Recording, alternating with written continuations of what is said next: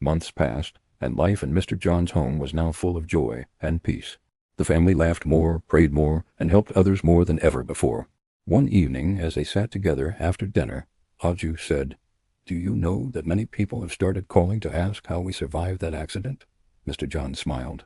"Yes, they say our story gives them hope. Maybe God saved us not just for ourselves but to help others believe." Uju nodded. "That's true. Maybe we should share our story more."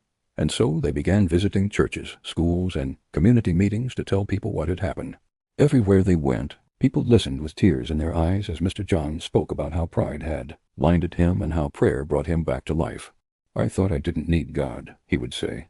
"I thought I could protect my family with money and strength. But now I know only God protects." Uju would then share her side of the story. "When everyone laughed at me for praying, I didn't stop. Because prayer is not about people, it's about faith." Soon their story spread across towns and cities. People began to call it the Christmas Miracle Family. It was not because of fame or pride, but because their story touched hearts.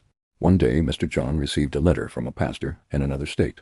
The letter read, "Dear Mr. John and family, we heard your testimony and shared it in our church.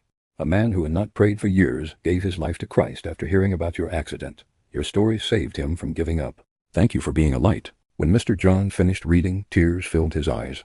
He passed the letter to Uju, who smiled softly. "You see," she said, "God is using our pain to help others." The children sitting nearby were amazed. "Mama," Grace asked, "does that mean our accident was a blessing?" Uju looked at her and nodded slowly. "Yes, my child. Sometimes God allows hard things so that something good can grow from them." Mr. John added, "That's why we must never stop praying and trusting Him. Prayer doesn't just save us, it changes us." That weekend, they decided to start something new again.